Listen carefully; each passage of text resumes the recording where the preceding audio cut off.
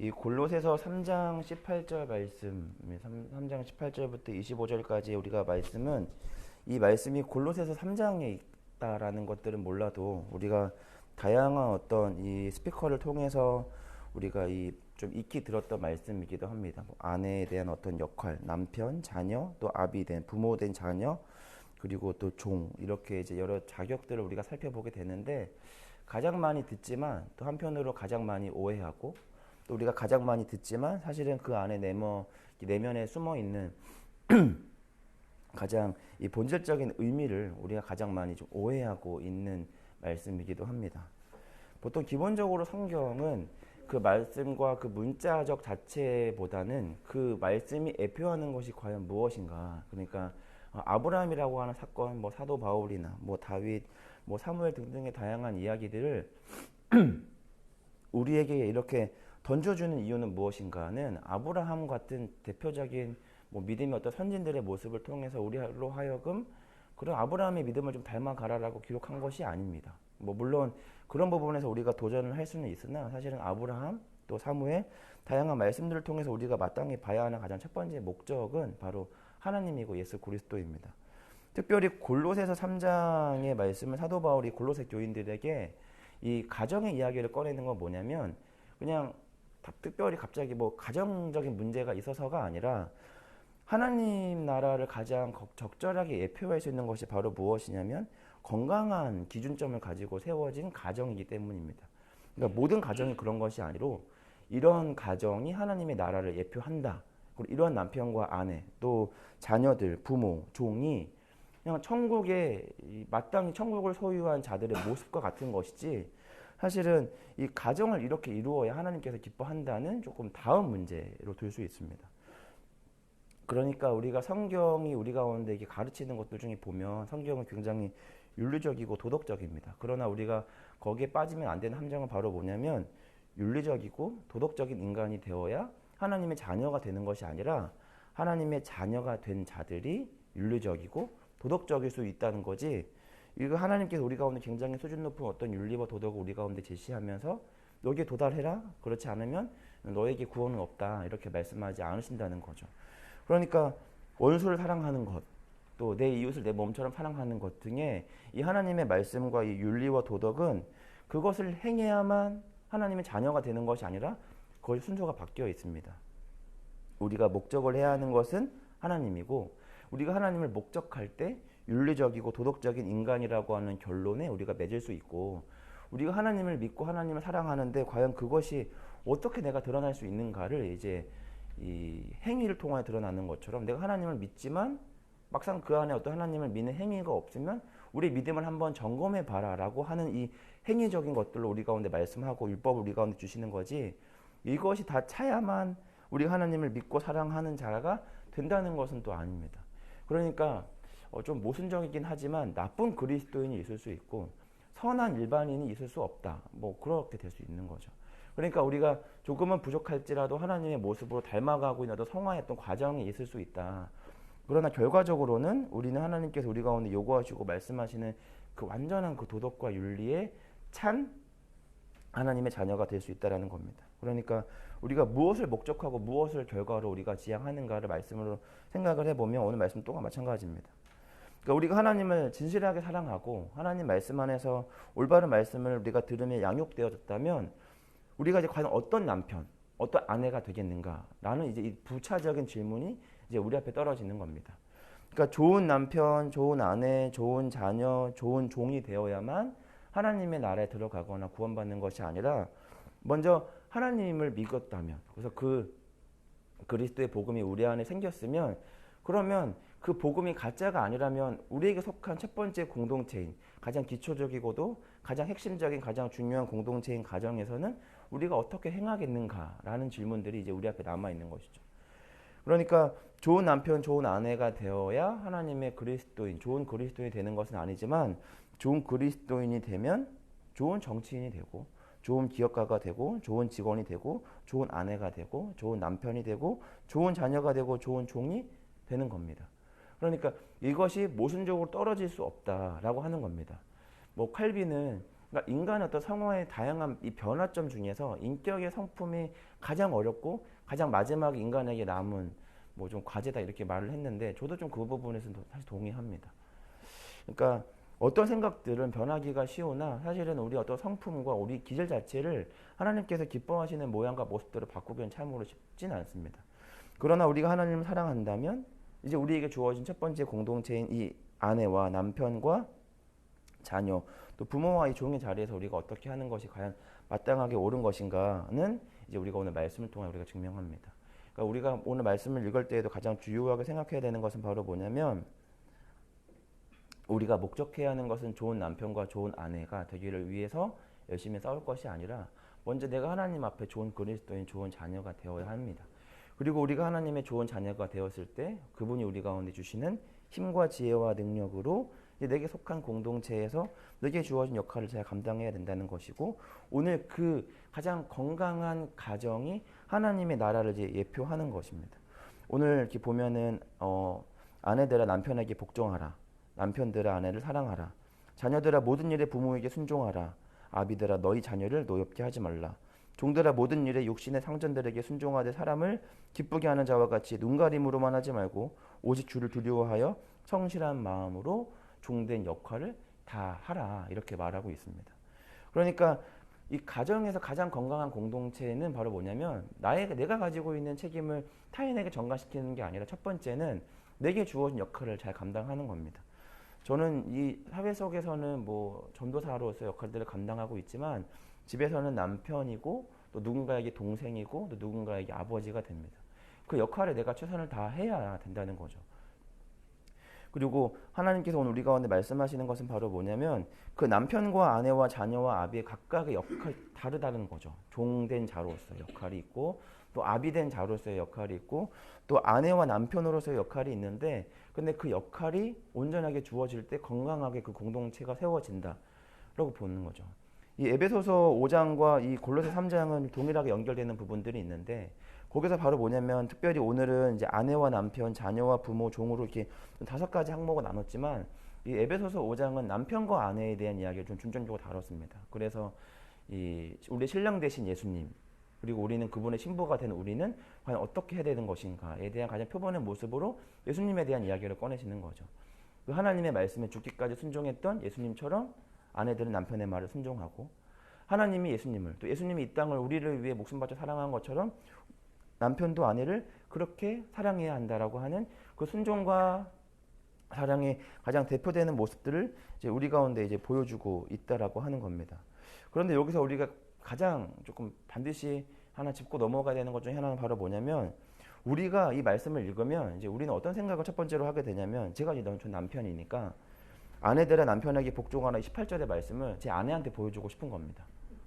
또 여기서 또 누군가의 아내가 되시는 이제 우리 여러분들께서는 어쩌면 19절의 말씀을 또 남편들에게 보여주고 싶을 수도 있고 또 제 아들 다온이가 만약에 21절의 말씀을 읽었으면 21절의 말씀을 꺼내서 저한테 이렇게 보여주고 싶을지도 모르는 거죠.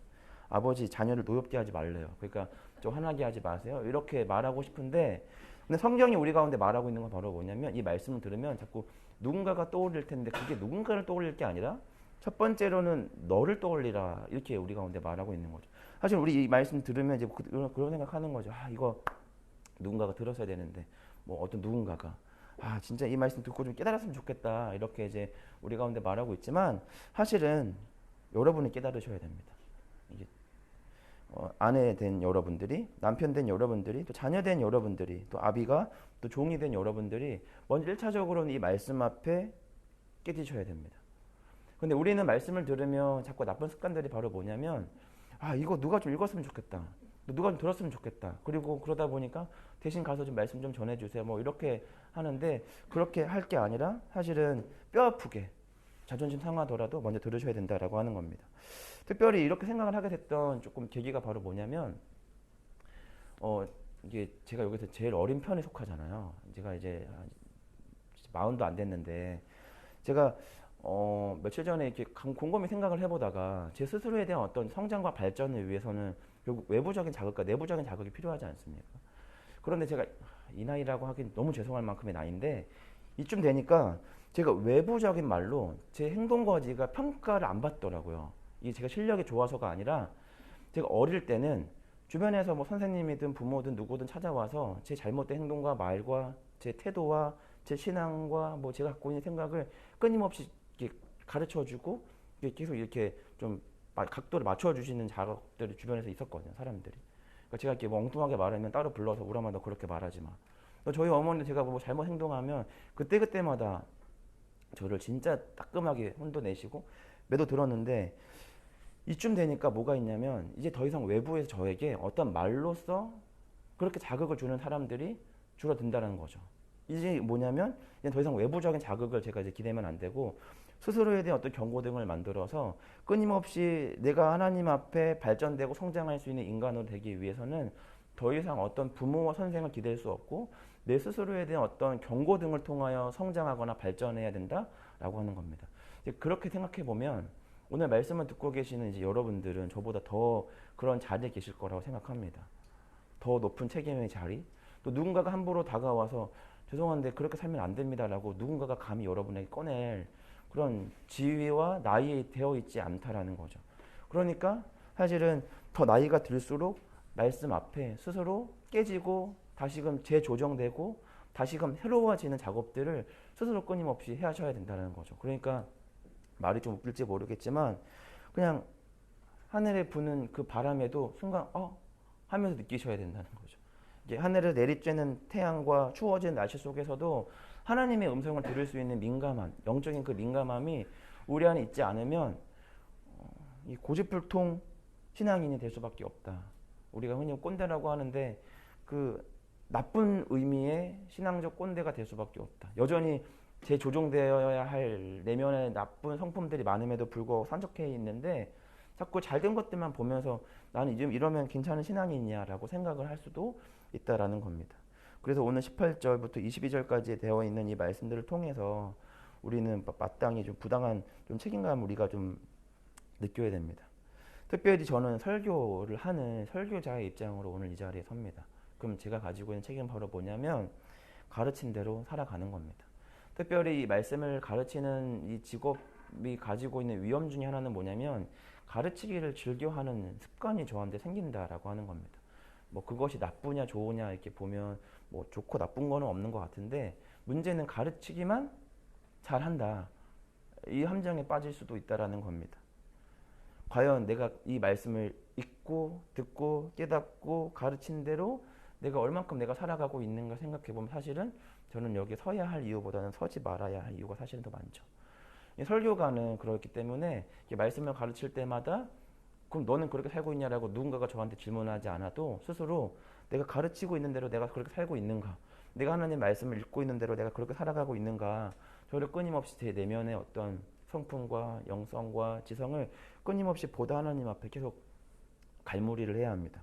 그러면 그것이 저에게만 있는가? 그렇지 않다라는 거죠. 말씀을 가르치는 제가 그런 책임들이 있다면 오늘 말씀을 듣는 여러분들에게는 말씀을 듣는 자로서에 대한 책임감이 있다라는 겁니다. 이 새벽을 깨워 이 귀한 발걸음으로 이 예배 자리에 나온 여러분들에게는 여러분들 나름대로의 책임과 무거운 역할들이 여러분 삶에 이제 존재한다라고 하는 겁니다. 예수님께서 우리 가운데 보이신 그 본의 삶을 우리는 따라가야 합니다. 예수님이 어떤 책임을 우리 가운데 떠넘기지 않으셨습니다. 예수님이 짊어지셔야 할 책임도 모조리 지셨고 또 그 옆 사람이 함께 무겁게 메고 있는 그 멍에도 함께 지셨습니다. 그래서 예수님께서 우리 가운데 그 멍에를 메라 내가 주는 이 멍에는 가볍다라고 말씀하신 것도 그 멍에를 우리가 순전히 짊어지게 하는 것이 아니라 하나님께서 우리의 멍에를 함께 짊어지고 가시고 있기 때문입니다. 그러니까 우리에게 주어진 책임이 때로는 무겁고 답답하고 숨막히고 어렵지만 그러나 저는 여러분들의 무거운 멍에를 함께 지고는 싶은데 그럴 만한 능력도 되지 않습니다. 사실은 저봤자 그게 그냥 안 지는 일만 못하는 거지만 그런데 예수님은 다릅니다. 우리가 삶의 어떤 남편, 아내, 자녀, 아비, 종으로서의 책임감이 무거워서 그만 포기하고 이제 하나님이 나를 불러서 그 천성으로 나를 인도하시기만을 간절히 바라는 그 어둡고 또 불편한 마음이 가득할 때에도 하나님은 우리의 어떤 우리 삶에 짊어진 책임의 멍에를 그냥 네 건데 왜 나한테 하려고 그러냐, 난 너희들을 위해 십자가 졌다, 내가 할 건 다 했는데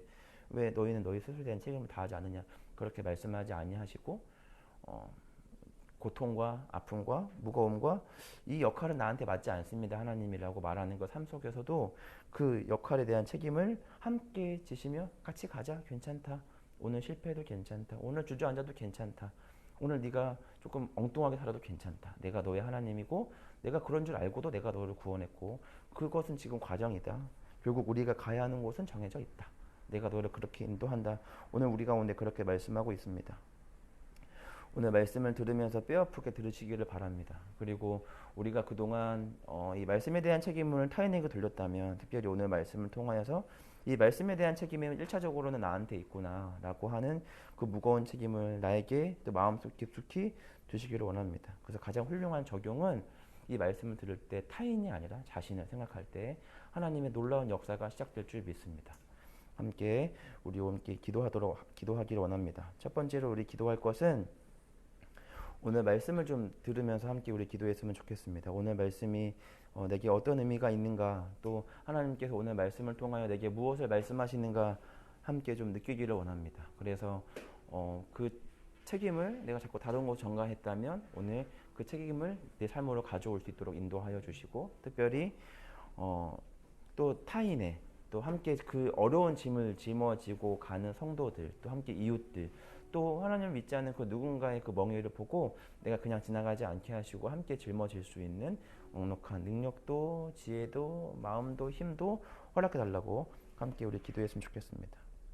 우리 두 번째로 기도할 것은 우리 12월에는 좀 중요한 예배가 모든 예배가 중요하지만 특별히 오랜 시간 동안 의미와 또 우리가 기억하며 기도를 준비하고 있는 두 번의 예배가 있습니다. 고백 예배와 성탄절 예배가 있는데 이 예배가 우리가 준비한 것대로 또 하나님께서 기뻐하시고 또 하나님께서 준비하시는 대로 온전하게 드려지기를 원합니다.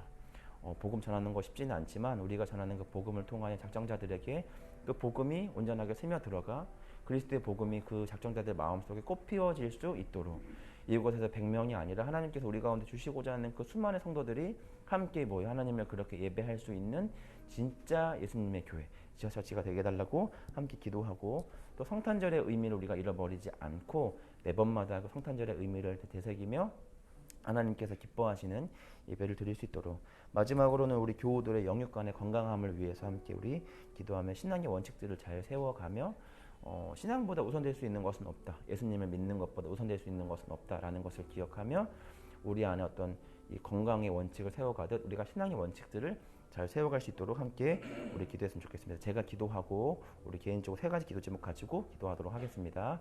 하나님 감사합니다. 오늘 말씀을 통해 우리 가운데 말씀하시는 주님 감사합니다. 그리스도인의 책임을 남편과 아내와 자녀와 부모와 종으로서에 대한 책임을 우리가 온전히 잘 감당하게 하여 주시고 내게 주어진 책임을 잘 감당할 수 있도록 그리스도의 멍에와 함께 짊어지고 갈 수 있도록 인도하여 주시고 우리가 준비하고 있는 이 세 가지 기도 제목들이 하나님의 기뻐하시는 그때의 하나님의 방법대로 온전하게 잘 응답되어지기를 원합니다. 이 모든 말씀 살아계신 예수님의 이름으로 기도합니다. 아멘. 함께 우리 기도하며 나아갑니다.